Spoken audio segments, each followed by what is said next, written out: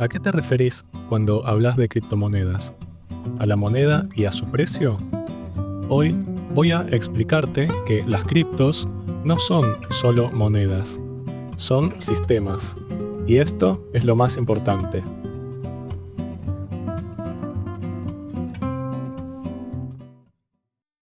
En el video anterior expliqué que en el mundo de las criptos, las redes y las monedas se han separado.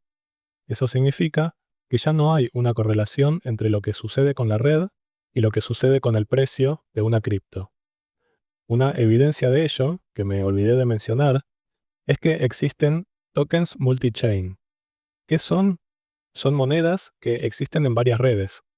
Si bien estrictamente el token de cada red es diferente, podríamos decir que se busca una equivalencia en cuanto al precio y a la fungibilidad.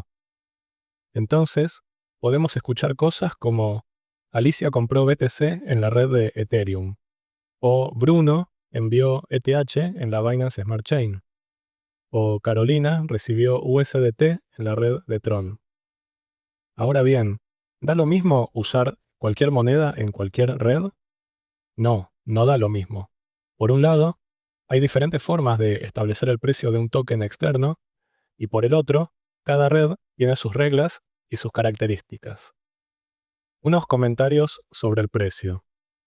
Las formas que se usan para vincular el precio de una moneda al de otra moneda de otra red son los siguientes: o bien arbitrarla, o bien confiar en terceros, o en un algoritmo, o en el precio de otra moneda.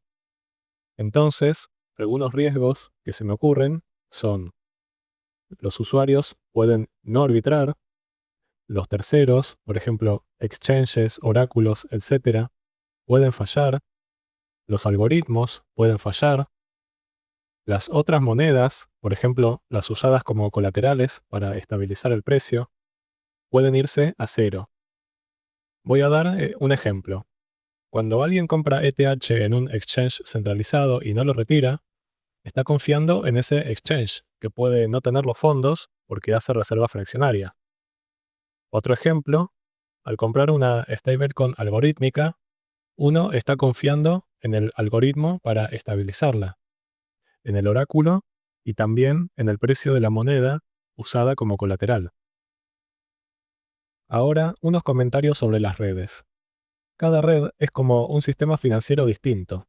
Cada una tiene sus propias reglas y su propio gobierno que mantiene o puede cambiar estas reglas. Por eso, en lugar de usar la palabra criptomoneda, que es confusa, tal vez sería más adecuado hablar de criptosistema. Muchas veces se confronta el sistema financiero tradicional a las redes de criptomonedas como si todas las criptos fueran libres, resistentes a la censura y con las mismas cualidades del diseño original de Bitcoin. Y esto no es así. De hecho, ni siquiera la red de Bitcoin actual, 2024, se parece al diseño original. En este video sobre Bitcoin y Bastiat, expliqué la diferencia entre dinero socialista y dinero liberal. Podríamos continuar el concepto y hablar de redes socialistas versus redes liberales.